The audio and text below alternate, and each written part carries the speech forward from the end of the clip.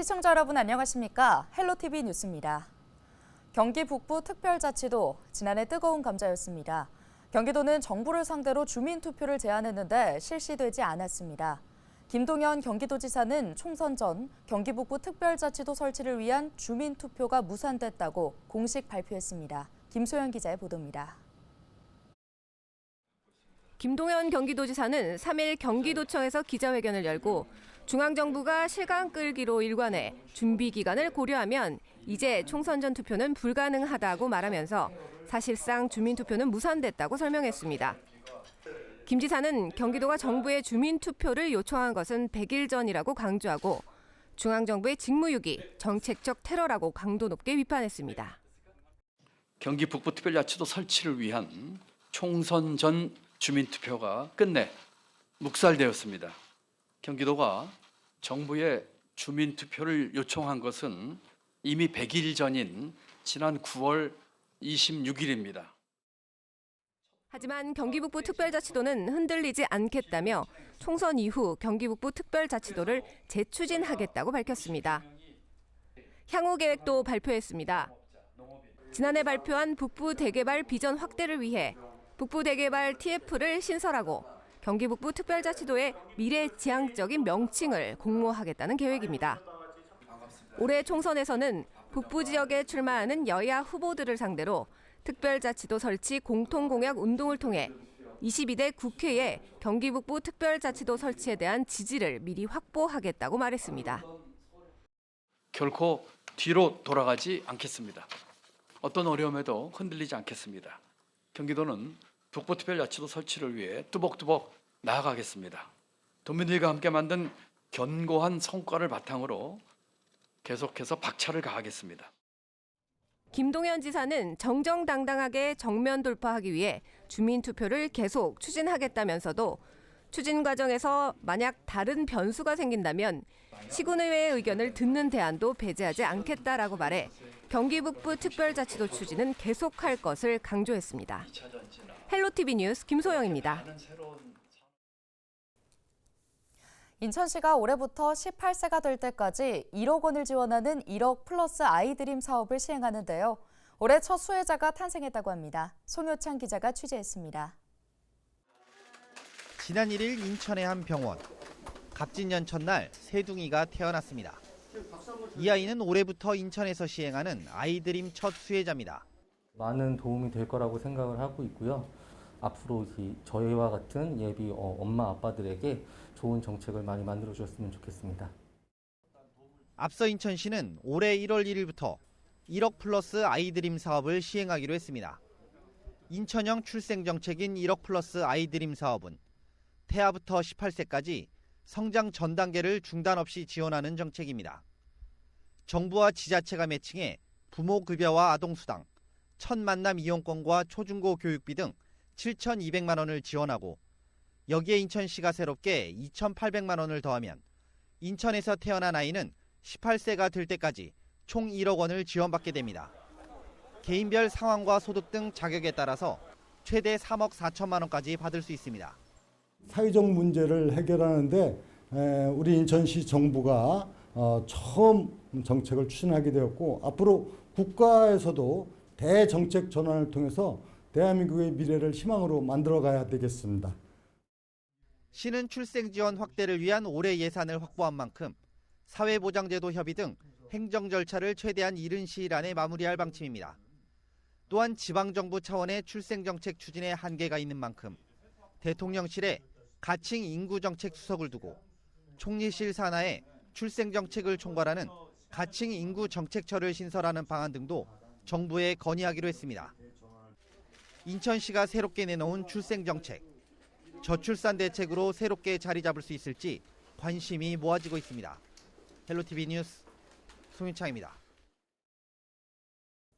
20년째 동결 상태였던 인천시의원 의정 활동비가 인상될 전망입니다. 인천시의회는 시의원 의정 활동비를 기존 150만 원에서 200만 원으로 상향 조정하기 위해 준비 중이라고 밝혔습니다. 이번 인상은 지난해 행정안전부가 개정 공포한 지방자치법 시행령 일부 개정안에 따른 것입니다. 개정안에는 시도 의정활동비 지급 범위를 월 150만 원에서 200만 원 이내로, 시군, 구는 월 110만 원에서 150만 원 이내로 조정할 수 있도록 했습니다. 이에 인천시는 이달 중 의정비 심의위원회를 구성해 회의를 진행할 예정입니다. 위원회는 교육과 법조, 시민단체 등 10명 이내 위원으로 구성되며 의정활동비 인상 여부와 인상폭 등을 심의합니다. 이후 주민의견 수렴 등 절차를 거쳐 최종 인상 여부를 결정할 방침입니다. 인천시는 지난해 가상화폐와 은행 대여금고, 회원 공제비 압류 등 새로운 기법을 도입해 지방세 체납액 572억 원을 징수했다고 밝혔습니다. 우선 500만 원 이상 고액 체납자를 전담하는 오메가 추적 징수반을 운영해 지난해 11월까지 1,383명으로부터 82억 원을 징수했습니다. 또 제2금융권 은닉금융재산 171억 원과 지역개발채권 1억 8천만 원, 은행 대여금고 9억 2천만 원도 압류했습니다. 비트코인 등 가상화폐도 298명에게 4억 9천만 원을 징수했습니다. 이와 함께 3천만 원 이상 체납자에 대한 출국 금지와 명단 공개, 신용정보 등록 등을 통해 지난해 11월 말까지 59억 원을 징수하기도 했습니다. 지난해 11월 기준 인천시 지방세 체납자는 18만 명으로 금액만 678억 원에 달했습니다. 지난해 교사들이 잇단 사망 사건 이후 교권 붕괴에 대한 사회적 우려가 커지자 지역교육청에서도 저마다 대책을 내놨는데요. 지난해 대응팀을 마련했던 인천시 교육청은 올해부터는 아예 교육 활동을 보호하는 담당관을 따로 두기로 했습니다. 이세진 기자의 보도입니다. 지난해 전국을 뒤흔든 교사들의 사망 사건. 지역사회에서도 교권 회복에 대한 요구가 이어지자 인천시 교육청도 변화를 약속했습니다. 정당한 교육활동이 무분별한 고소와 고발로 침해받지 않도록 교육활동권 보장에 관한 실질적 제도를 마련하도록. 이에 따라 인천시 교육청은 올해부터 본격적으로 교권보호 대책을 가동합니다. 지난해 활동을 시작한 교권보호 대응팀에 이어 올해는 교육감 직속직제로 교육활동 보호 담당관을 둡니다. 담당관을 중심으로 전문 인력도 동원해 교사들에게 법률과 행정, 상담과 치유까지 악성 민원과 관련된 모든 영역을 지원하는 겁니다. 상근 변호사 2명과 33명의 변호사를 위촉해서 법률 지원을 할 수 있도록 했고요. 특히 또 다른 지역과 다르게 인천만이 가지고 있는 특징은 정신과 의사 4분을 별도로 위촉을 했습니다. 그래서 언제든지 선생님들이 필요하면 상담할 수 있도록. 이번 담당관 제도는 교사 혼자 오롯이 감당해야 했던 악성 민원에 대한 부담을 교육청이 나눠들겠다는 취지입니다. 출발부터 마무리까지 선생님 혼자 대응하는 것이 아니라 교육청이 함께한다라고 하는 그런 시스템들을 저희들이. 다만 지역 교육계에서는 교육청 중심의 보호 대책이 일선 교육 현장에 실질적인 울타리가 될 수 있을지를 두고 기대와 우려를 동시에 내놓고 있습니다. 또 지난해 국회를 통과한 교권회복 4법 역시 학교 현장에 자리 잡기까지 시간과 절차가 필요해 효과는 당분간 지켜봐야 할 사안이라는 데 무게가 실립니다. 헬로티비 뉴스 이세진입니다.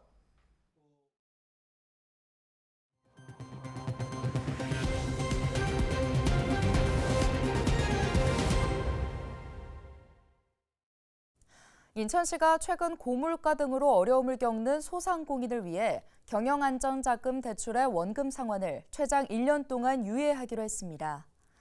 지원 대상은 인천에서 사업을 운영하면서 인천신용보증재단을 통해 시중은행에서 대출받아 원금을 상환 중인 소상공인입니다. 시는 총 3,440억 원을 들여 이들을 지원하며 기존 대출 약정은 유지하면서 원금 상환만 유예해줄 예정입니다. 원금 상환을 유예하려는 소상공인은 사업자 등록증 등을 들고 자신의 사업장 소재지 관할 인천신용보증재단 지점에 직접 방문해 올해 12월까지 신청하면 됩니다. 자세한 내용은 인천신용보증재단에 문의하거나 누리집에서 확인할 수 있습니다. 부천시가 올해 장애인 일자리 사업을 본격적으로 추진합니다. 부천시는 최근 장애인 일자리 참여자에 지난해보다 18명 늘어난 238명을 최종 선발해 앞으로 1년 동안 시와 구, 동행정복지센터, 공공기관 등을 중심으로 업무를 배분할 예정입니다. 부천의 장애인 일자리 사업의 예산은 전년 대비 4억여 원이 증액된 40억 5천여만 원으로 일자리에 참여하는 중증 장애인의 비율은 전체 60% 이상입니다. 인천 계양구가 복지 사각지대를 발굴한 신고자에게 포상금을 지원합니다. 경제적 또는 신체적 장애로 도움이 필요한 위기 가구를 발견한 제보자가 계양구 행정복지센터로 신고하면 복지 담당자가 대상자의 생활 환경과 상황을 확인해 사회보장급여 대상자가 될 수 있는지를 확인합니다. 이 과정을 통해 신고 대상자가 기초생활수급자나 한부모, 차상위 계층으로 선정되면 최초 신고한 주민에게 포상금 5만 원이 지급됩니다. 단 이미 수급자거나 가족, 친족이 신고한 경우 공무원은 포상금 지급 대상에서 제외됩니다. 인천 계양구가 퇴직 전문 인력에게 새로운 일자리와 기회를 제공하는 사업을 이어갑니다. 신중년 경력형 일자리 사업인 잡을 계양 일자리 발굴단은 고용노동부 공모사업으로 계양구가 지난해에 이어 2년 연속 추진하는 사업입니다. 특히 계양구는 올해 직업상담사 3명을 새로 채용해 채용 기업 발굴이나 취업 상담을 강화합니다. 참여를 희망하는 직업상담 경력자는 이달 8일부터 12일까지 계양구청에 신청하면 됩니다.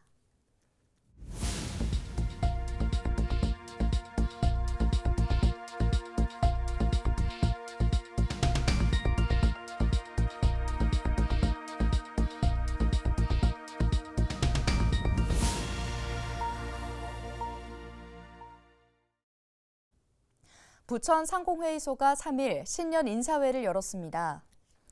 이번 인사회에는 조용익 부천시장을 비롯해 지역구 국회의원, 기업체 대표 등 150여 명이 참석했습니다.